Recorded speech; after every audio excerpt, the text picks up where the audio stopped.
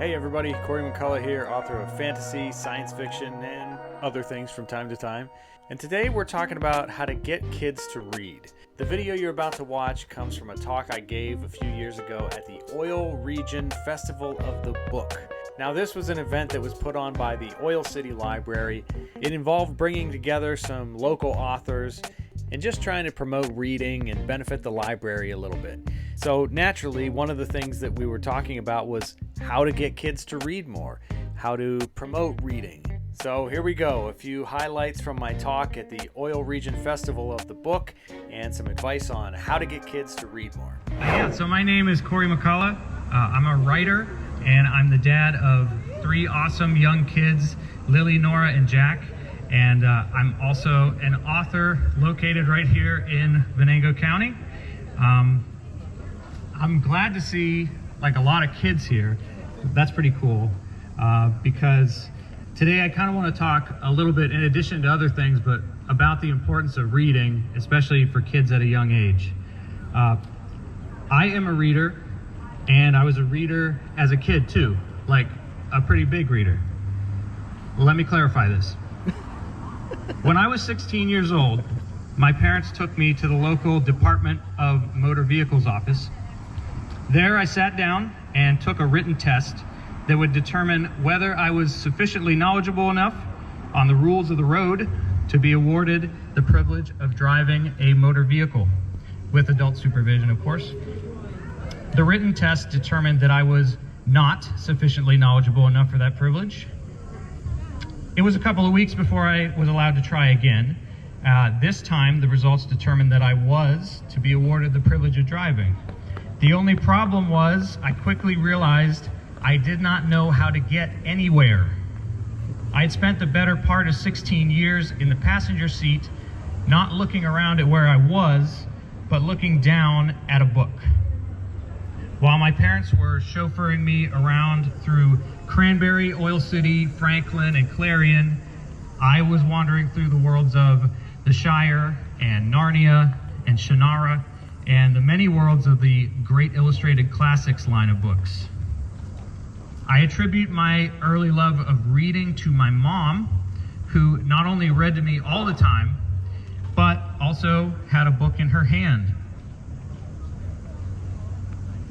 I was really excited when it was time for me to be able to start reading all on my own, and I remember distinctly trying to squeeze in a quick chapter of a Boxcar Children mystery on my way to elementary school. There's another image of myself feverishly racing to try to finish the last pages of The Red Wall, the first book of the series of Red Wall, on my way home from fishing with my dad.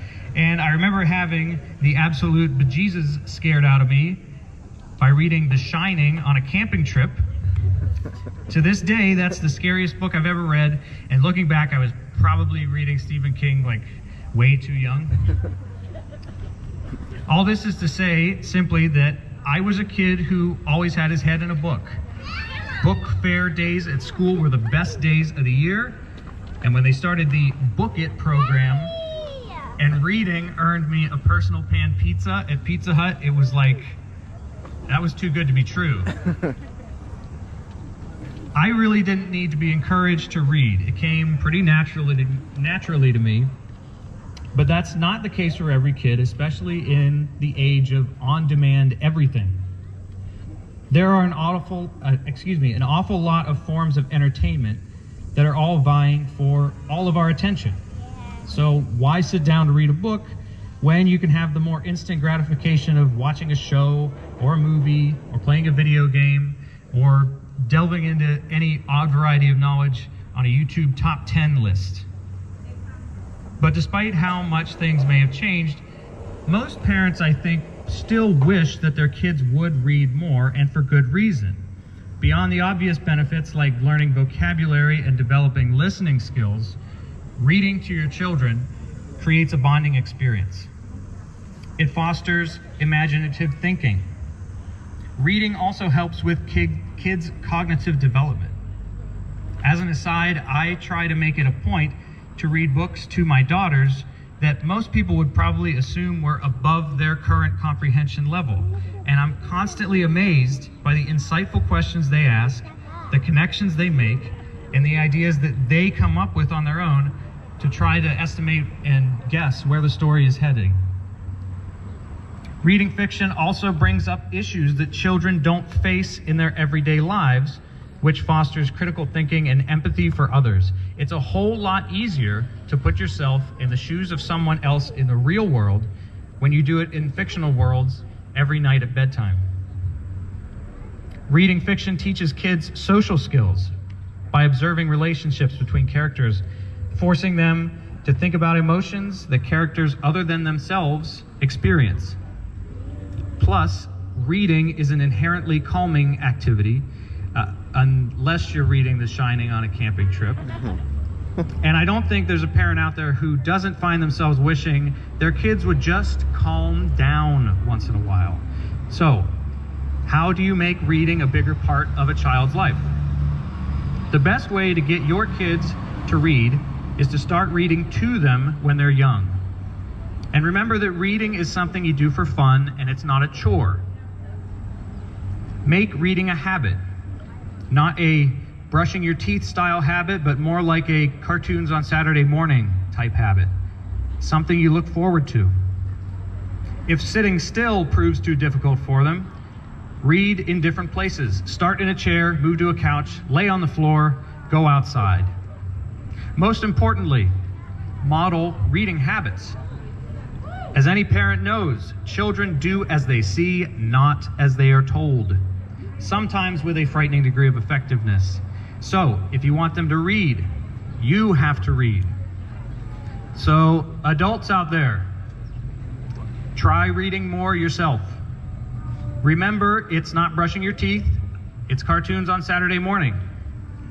Choose something that's fun, something you look forward to. Move to different locations when your attention span starts to wear thin. I get it.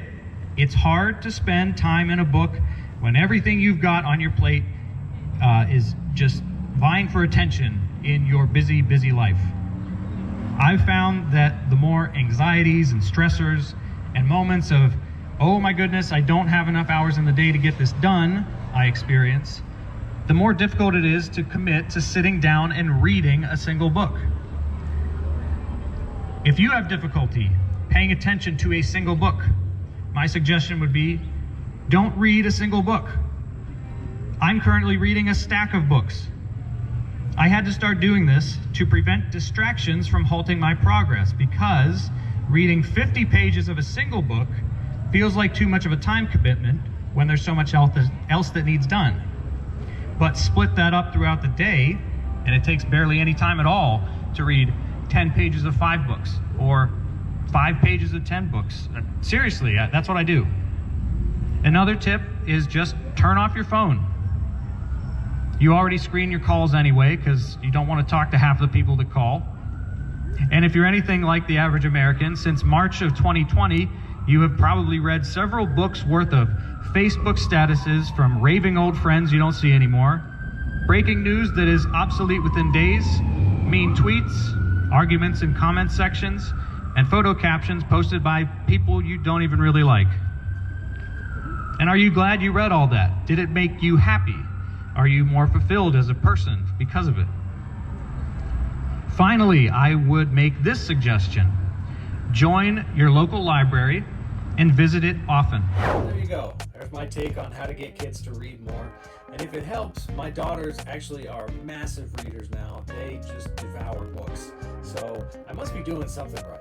Anyway, my name is Corey McCullough. I'm an author of fantasy and science fiction, among other things. You can check out some of my books right here on YouTube. They are available as free audiobooks, or of course you can check them out on my website, CoreyMcCullough.com/store. I've got a fantasy series, a science fiction murder mystery, a historical fiction novel, and a bunch of short stories that you can check out on my Patreon. Don't forget to like and subscribe. Happy reading and writing.